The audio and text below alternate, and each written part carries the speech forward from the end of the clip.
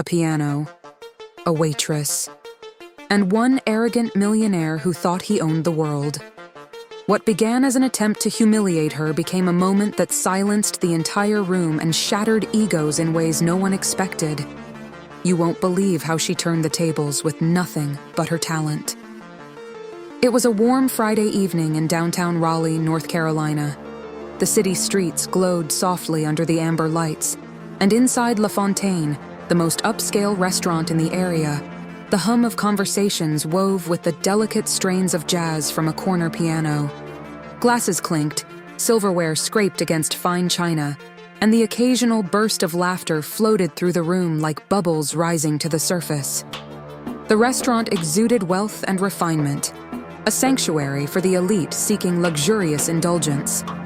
Deborah Williams, a 25-year-old waitress with quiet grace and sharp eyes, moved swiftly between tables, balancing trays and offering polite smiles. To most patrons, she was just another uniformed server, but beneath that exterior lay a heart beating with unfulfilled dreams. Her true passion wasn't waiting tables, it was music. The piano had been her refuge since childhood, a place where she could pour every hope, sorrow, and joy into melodies that spoke louder than words ever could. But dreams, as Deborah had learned, don't pay the bills. So she worked long shifts at La Fontaine, saving every tip, hoping that one day she could afford tuition to a prestigious music academy.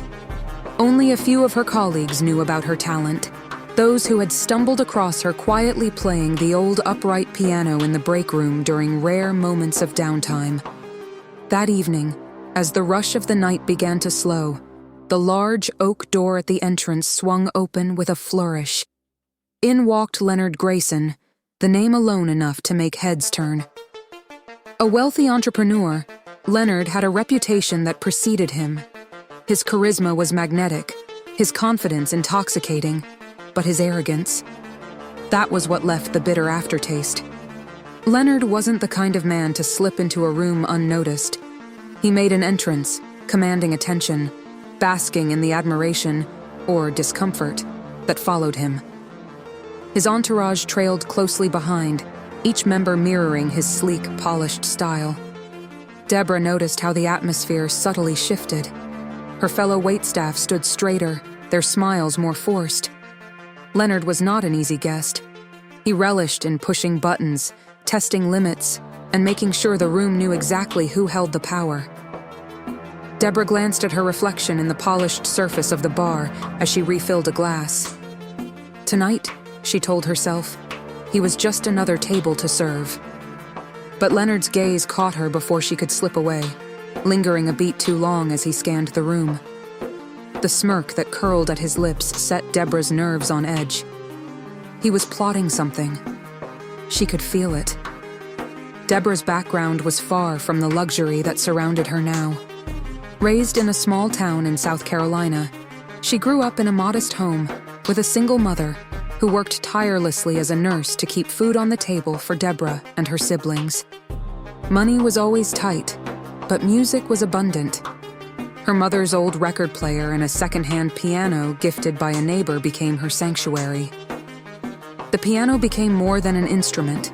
It was an escape, a teacher, a friend. She taught herself by ear, playing everything from classical pieces to gospel hymns. But as she grew older, the weight of reality pressed down harder. College was expensive, and scholarships slipped through her fingers. Family responsibilities pulled her back, forcing her to tuck away dreams of grandeur. By 18, the prospect of a music career seemed distant. Yet even now, years later, she couldn't let it go. The piano, sitting quietly in the corner of La Fontaine's dining room, was a small reminder that music still lingered in the corners of her life, waiting for the right moment. Leonard's table was ready, and Deborah approached with professional ease. Her tray balanced gracefully as she took their orders. Leonard leaned forward, his eyes catching the light as he read the name on her tag. Deborah, he mused aloud. That's a lovely name. Tell me, Deborah, what do you do when you're not carrying trays? His voice carried, drawing the attention of nearby diners. Deborah's polite smile didn't waver.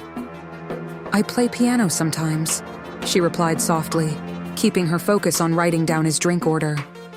Leonard's eyebrows lifted with amusement. "A pianist? Now that's intriguing. Maybe you should entertain us tonight." Her pen hovered over the notepad for half a second. "I'm afraid I'm working right now," she answered calmly. But Leonard wasn't letting it go. "Oh, come now. There's a piano right over there." He gestured toward the grand instrument nestled beneath the soft glow of chandeliers. "Surely a little performance won't hurt." Deborah hesitated, but Leonard leaned back with a chuckle. "Or perhaps you're not as talented as you claim. All talk, no tune?" The room quieted.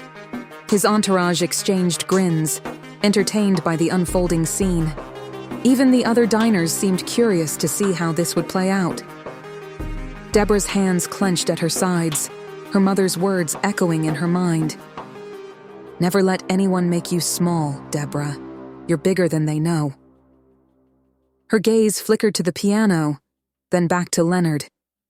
His smirk widened, daring her to decline. "Fine," Deborah said at last, her voice steady. "I'll play." The restaurant hushed as Deborah walked toward the piano. Every step felt heavier, but with each one, she remembered why she belonged here. Her fingers brushed the cool keys, and for a moment, she allowed the silence to envelop her. Then, she began to play. The soft, melodic notes of Debussy's Clair de Lune drifted through the room. The music unfolded delicately, blooming like a flower in spring. Each chord, each transition, was laced with the unspoken stories she carried inside. As she played, the weight of the world melted away. Deborah was no longer a waitress. She was an artist. The room was spellbound. Even Leonard's smug expression began to waver. By the time the final note hung in the air, the restaurant erupted in applause. Deborah rose from the piano, meeting Leonard's gaze head-on.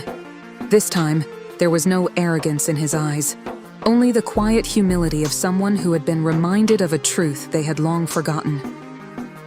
"That was unexpected," Leonard admitted, raising his glass in an almost respectful toast. Deborah simply smiled. "Sometimes talent surprises you," she replied, turning to continue her shift, but now with her head held high.